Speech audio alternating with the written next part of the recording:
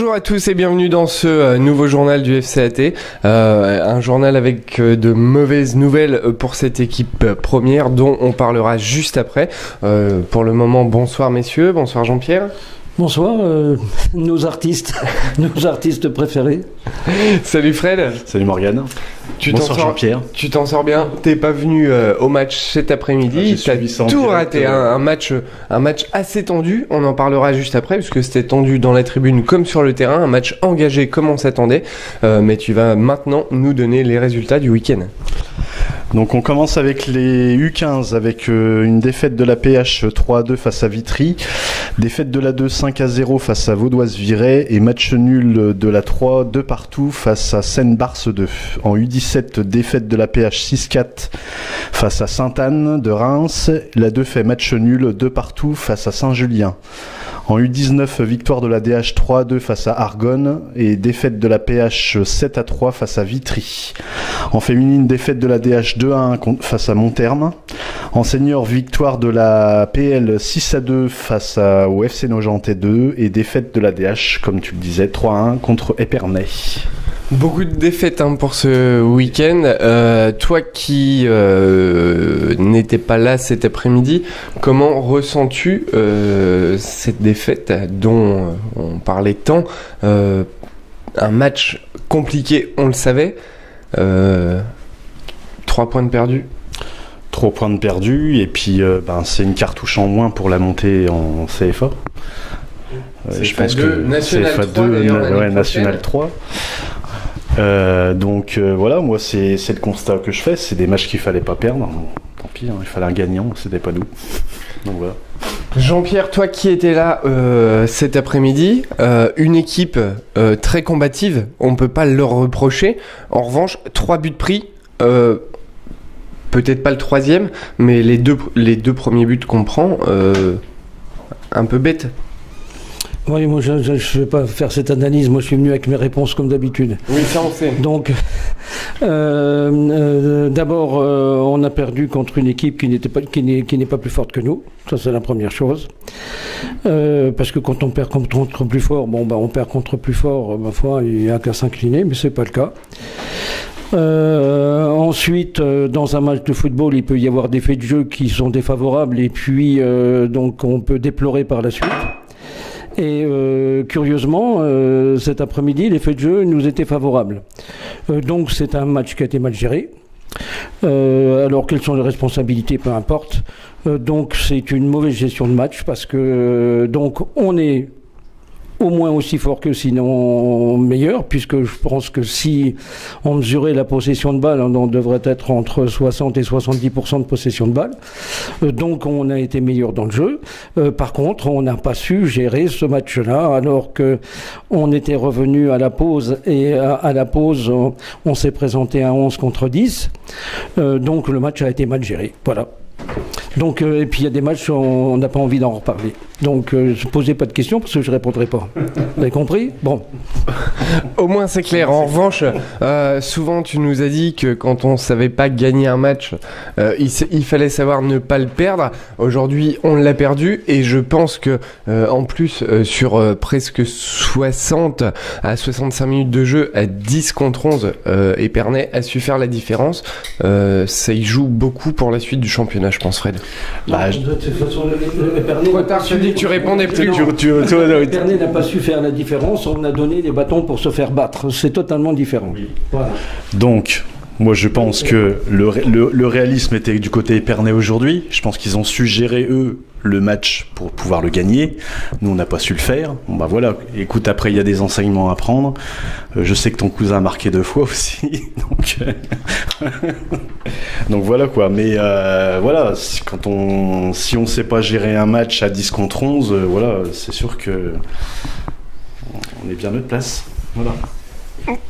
On a joué le match comme il le fallait. Après, malheureusement, l'effet de jeu ont fait que, pas au niveau de l'arbitrage, puisqu'on n'a rien à reprocher au niveau de l'arbitrage, comme Jean-Pierre l'a dit. En revanche, sur le terrain, on prend 3 buts un petit peu bêtes, on va dire. Le 3e un peu moins, puisque forcément, on poussait pour essayer l'égalisation. C'est un contre. Et puis, effectivement, comme tu l'as dit, c'est Titou, mon cousin, qui a marqué ce 3e but, comme le premier. Et qui d'ailleurs, Jean-Pierre, je lui ai promis, te passe le bonjour. Donc on va avoir la petite image de notre photo et mon cousin te passe le bonjour, Jean-Pierre. C'est un garçon gentil, il aurait mieux fait d'avoir un problème aujourd'hui, comme ça nous aurait peut-être arrangé encore davantage. Mais en fait, de toute façon, à la limite, il faut féliciter cette équipe d'Épernay qui a géré le match, par contre, comme il le fallait, en infériorité numérique. Et donc, ils ont profité des moindres opportunités. Voilà. Merci Jean-Pierre. Petite photo avec toi, Titou.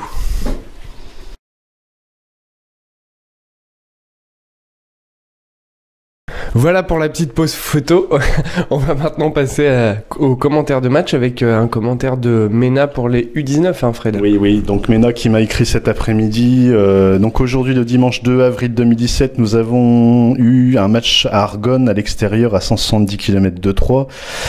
Au vu de la situation de l'équipe réserve senior promotion de ligue, on a fourni nos 6 ou 7 joueurs cadres et malgré ça, on a remonté des joueurs de l'équipe 2 U19 promotion d'honneur et par rapport à ça, nous avons eu une belle victoire.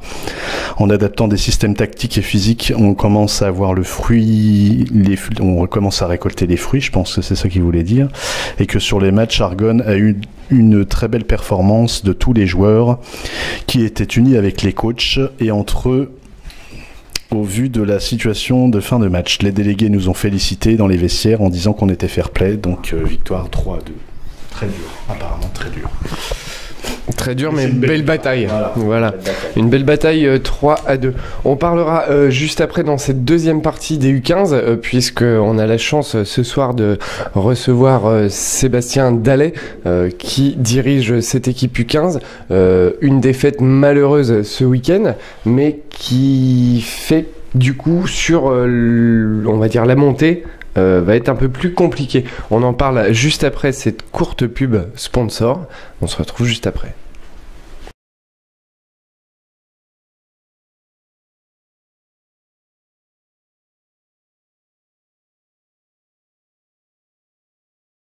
Bienvenue dans cette seconde partie du journal du FCAT, un journal avec Sébastien Dallet pour cette deuxième partie du journal. Le président aussi qui est là, puisque c'est une fierté d'avoir un homme comme lui dans le journal. Salut Seb. Bonsoir. Merci d'être là. C'est une fierté pour moi d'être ici ce soir. Jean-Pierre, on va te faire parler aussi, puisque... Oui, donc pour nous, c'est une fierté d'avoir Sébastien qui est venu nous rejoindre cette saison avec Stéphane Drouin et puis aussi avec le Florian Jarja. Ça veut dire que avec eux, le club va grandir et puis je sais que Sébastien a un esprit très structuré et qu'il a d'excellentes idées en ce qui concerne à la fois l'état du club aujourd'hui et également en fait le progrès que le club doit faire et donc on s'appuie sur leurs analyses, sur leur vécu sportif et puis aussi en ce qui concerne Sébastien, encore une fois sa structure d'esprit et sa qualité globale. Merci Sébastien d'être avec nous. On en a parlé juste avant l'enregistrement. Pour toi, le FCAT TV a une grande importance au club, donc je vais te laisser en parler quelques minutes. Oui, avec grand plaisir. Bonsoir tout le monde et merci Président pour ce beau discours. Le plus important, c'est le terrain et c'est le club. Il faut savoir une chose aujourd'hui, c'est que tout le monde ici présent qui regarde le journal c'est les parents, peut-être des parents où les enfants jouent FCAT. Aujourd'hui, le FCAT, faut pas oublier que c'est un club qui est issu d'une fusion de plusieurs communes. C'est le plus grand club de la région Champagne-Ardenne. C'est peut-être le plus grand club. Le président peut-être le dira le jour où on aura les stats exactes dans la nouvelle région Grand Est. Ça, c'est le plus important aujourd'hui, c'est qu'on parle du FCAT. Et particulièrement, j'aime bien les couleurs. En plus de ça, les maillots sont beaux. Blague à part. Donc, si je peux parler de FCAT TV, effectivement, je pense que c'est une aubaine pour ce club, en plus de ça, d'avoir une télé. Et donc on doit profiter de ce média, parce que tous les clubs n'ont pas forcément des médias au sein de leur structure. Et aujourd'hui, je serai effectivement le premier content de savoir que le FCAT TV soit relayé par énormément de personnes dans le plus grand nombre, voilà, dans la région. Donc aujourd'hui, je pense que ces gens qui sont autour de moi, en tout cas, sont là pour relayer et relater tous les résultats du club. C'est des gens qui sont là un dimanche soir pour enregistrer des émissions et qui ont aussi des vies de famille et pour l'amour du club et l'amour du football. Je pense que c'est très important et merci à vous en tout cas. Merci à toi d'être là, surtout ça fait plaisir. On va maintenant parler de ta saison à toi, puisque tu t'entraînes quand même l'équipe U15. Une grande déception ce week-end suite à une défaite, mais tu savais bien certainement qu'il n'y avait plus de points à perdre. Les points ont été perdus hier. Maintenant, comment envisages-tu la suite? Tu remues le couteau. Hein. J'ai pas le choix, comme le président dit, hein, c'est des questions de journalistes. Donc déjà, tu vas nous parler un petit peu de ton match et puis de la suite de la saison, et puis l'avenir pour la saison prochaine également. Oui, alors beaucoup de questions du coup. Je tiens déjà dans un premier temps à féliciter les enfants que j'ai avec moi, les ados en U15. Faut savoir que cette année on est plus de 50 U15. On a 3 équipes, on n'est pas forcément sur le même site, c'est très compliqué à gérer. Et il y a eu des bons résultats tout au long de la saison, en tout cas jusqu'à la trêve hivernale, puisque nos 2 équipes U15, équipe 2 et équipe 3, ont terminé dans les 4 premiers du championnat, donc ont pu accéder en U15 Excellence. Les résultats font qu'il n'y a qu'une équipe qui doit jouer en U15 Excellence. Et puis l'équipe 1, effectivement, où à la trêve, on était 2e du championnat. Alors merci Morgane de me tourner le couteau dans le ventre par rapport à ce week-end. Oui, nous avons failli ce week-end. Voilà, malheureusement, l'opportunité peut-être pour les U15 du FCAT aujourd'hui de monter en U15 DH, c'était, on était pratiquement dans l'obligation de gagner tous nos matchs retour. Malheureusement, on a eu une première défaite contre Chalon qui sont premiers, où je pense que la défaite est complètement méritée. Malheureusement, c'était un week-end où j'étais pas là, mais effectivement, Chalon est au-dessus du lot. Et puis on a failli ce week-end effectivement à Vitry, où on perd 3-2. Je vais passer les détails. Ce qui est important malgré tout, c'est les enfants qui sont à l'écoute, les parents qui sont d'une gentillesse énorme, et je connais beaucoup de parents qui peuvent être relous autour des terrains. En l'occurrence, en U15, on a des parents qui sont accompagnants et qui veulent aider et qui sont très positifs, et ça c'est important.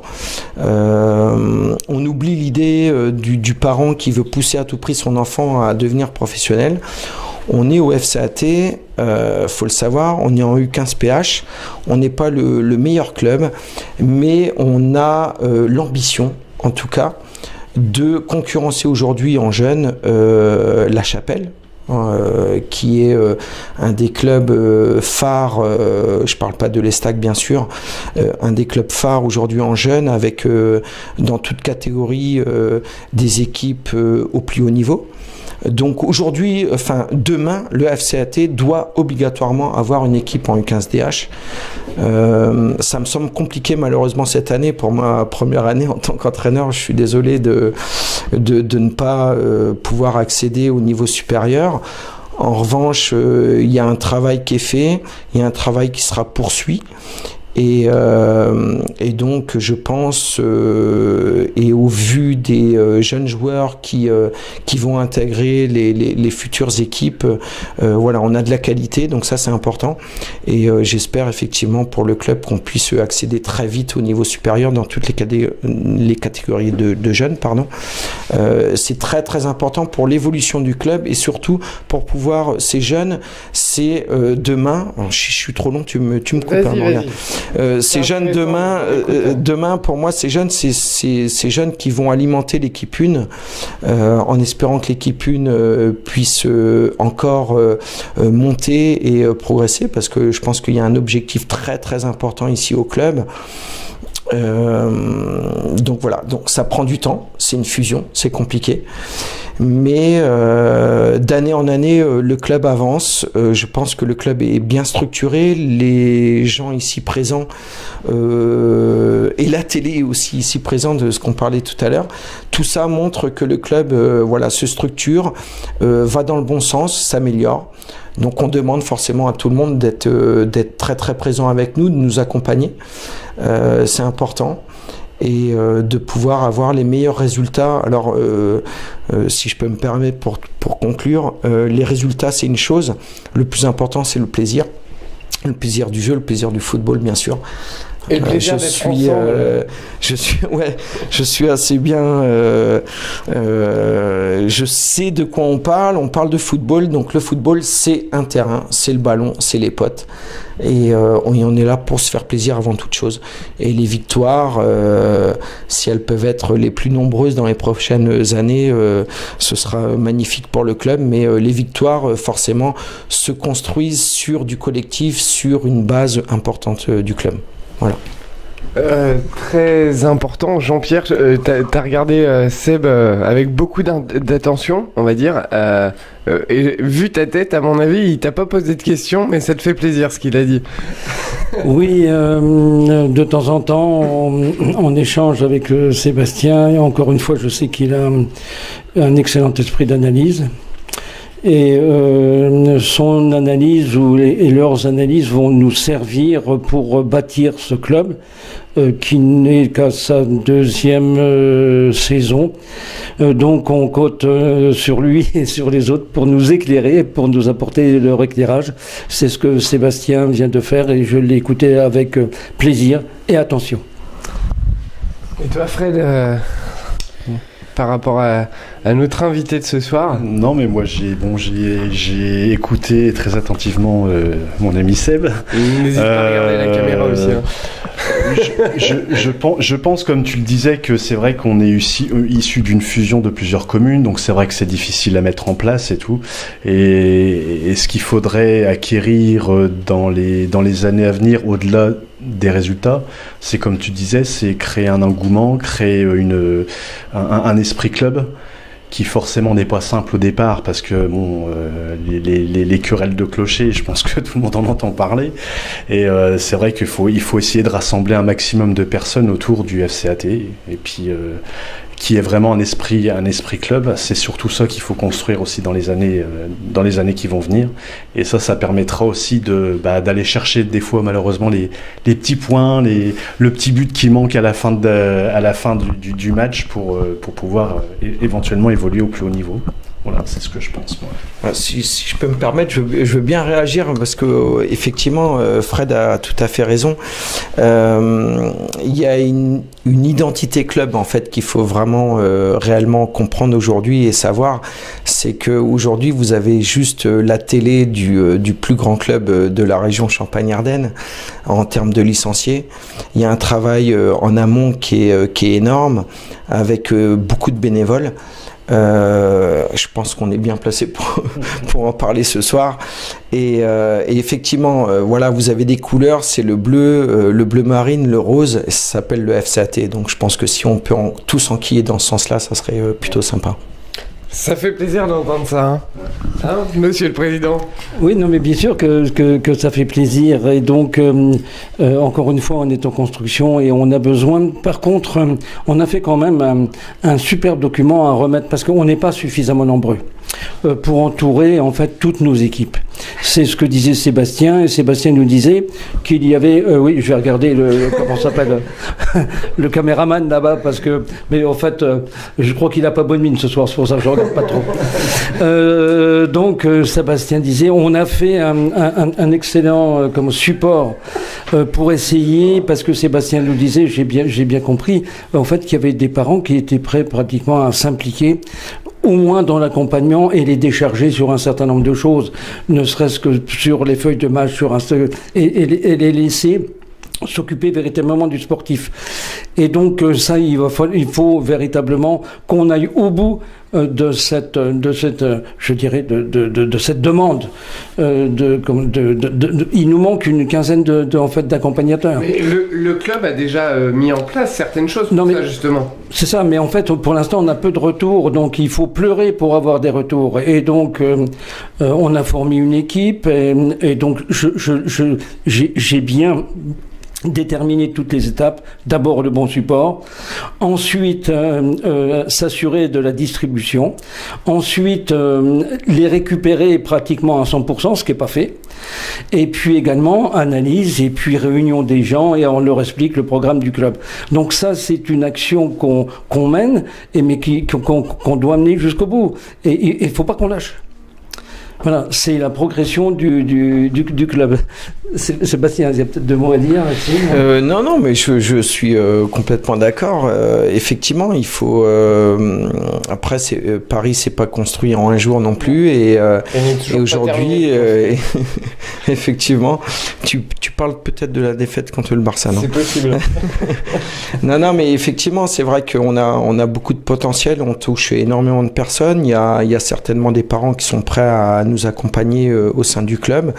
Il y a une com qui est faite dans ce sens, puisqu'on a tous reçu un magnifique flyer distribué aussi à tous les enfants et tous les parents.